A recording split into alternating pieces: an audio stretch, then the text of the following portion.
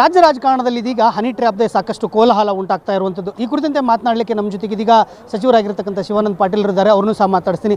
Sir, Rajanna ಅವರು ಹೇಳ್ತಾ ಇರುವಂಥದ್ದು ನನ್ನ ಮೇಲೆ ಹನಿ ಟ್ರ್ಯಾಪ್ ಯತ್ನ ನಡೆದಿದೆ ಅಂತ ಹೇಳ್ತಾ ಇದ್ದಾರೆ. ಇದಕ್ಕೇನು ಹೇಳ್ತೀರಾ? ಅದನ್ನು ತನಿಖೆ ಮಾಡಿಸೋದಕ್ಕೆ ನೂರಾರು ಅವಕಾಶಗಳಿದ್ದಾವೆ. ಅದನ್ನು ತನಿಖೆ ಮಾಡಿಸ್ಕೊಂಡ್ಮೇಲೆ ಅದರ ಸತ್ಯಾಸತ್ಯತೆ ತನ್ನಷ್ಟಕ್ಕೆ ತಾನೇ ಬಯಲಾಗ್ತಿತ್ತು. ಆದರೆ ಈ ರೀತಿ ಅದನ್ನು ವಿರೋಧಿ ಪಕ್ಷದವರು ಉಪಯೋಗ ಮಾಡಿಕೊಂಡು ಇವತ್ತು ಬಜೆಟನ್ನು ವಿಮರ್ಶೆ ಮಾಡದೆ ಸದನವನ್ನು ಈ ಮಟ್ಟಕ್ಕೆ ತೆಗೆದುಕೊಂಡು ಹೋಗ್ತಕ್ಕಂಥದ್ದು ಕರ್ನಾಟಕದ ಇತಿಹಾಸದಲ್ಲಿ ಎಂದೂ ಆಗಿಲ್ಲ ಇಲ್ಲಿವರೆಗೆ, ಮುಂದೂ ಕೂಡ ಆಗಬಾರ್ದು ಅಂಥೇಳಿ ನಾನು ಪ್ರತಿಪಾದನೆ ಮಾಡ್ತೀನಿ. ಕರ್ನಾಟಕ ರಾಜಕಾರಣದಲ್ಲಿ ಸಾಕಷ್ಟು ಸುಸಂಸ್ಕೃತ ರಾಜಕಾರಣಿಗಳು ಬಂದು ಹೋದಂಥ ಇದೆ, ನಾವು ನೋಡಿದ್ದೀವಿ. ಆದರೆ ಇದೊಂದು ಕಪ್ಪು ಚುಕ್ಕೆ ಅನ್ನಿಸ್ತಿಲ್ವಾ ನಿಮಗೆ ಅಂತ?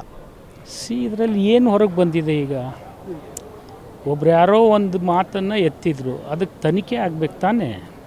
ಅವಾಗ ಇದ್ರ ಸತ್ಯಾಸತ್ಯತೆ ಹೊರಗೆ ಬಂದ ಮೇಲೆ ನೀವು ಹೇಳ್ಬೋದಲ್ಲ ಒಂದು ನಿಖರವಾಗಿ. BJP ಅವರು ಹೇಳ್ತಾ ಇರುವಂಥದ್ದು ರಾಜ್ಯ ಪೊಲೀಸರು ಈ ತನಿಖೆಯನ್ನು ಮಾಡಲಿಕ್ಕೆ ಸಮರ್ಥರಿಲ್ಲ, CBI ಕೊಡಬೇಕು ಅಂತ ಹೇಳ್ತಾರೆ. ನೋಡಿ, ಯಾರಿಗೆ ಕೊಟ್ಟರು ಕೂಡ ತನಿಖೆನೇ ಅಲ್ವಾ. CBIಗೆ ಕೊಡಿ, CODಗೆ ಕೊಡಿ, ಇನ್ಯಾರಿಗೋ ಕೊಡಿ, ತನಿಖೆ ಆದ ನಂತರನೇ ಅಲ್ವಾ ಇದ್ರ ಬಗ್ಗೆ ವಿಮರ್ಶನೆ ಮಾಡ್ತಕ್ಕಂಥದ್ದು.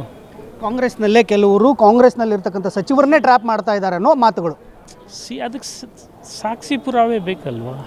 BJP ಅವರು ಸದನದಲ್ಲೇ ಆರೋಪ ಮಾಡ್ತಾ ಇರುವಂಥದ್ದು. ಬರೀ ಯಾರೋ ಒಬ್ಬರು ಮಾತನಾಡಿದ್ರೆ ಅಂಥೇಳಿ ಅದನ್ನು ಸದನನೇ ಅದಕ್ಕೆ ಬಲಿ ಕೊಡ್ತಕ್ಕಂಥದ್ದು ಸೂಕ್ತನಾ?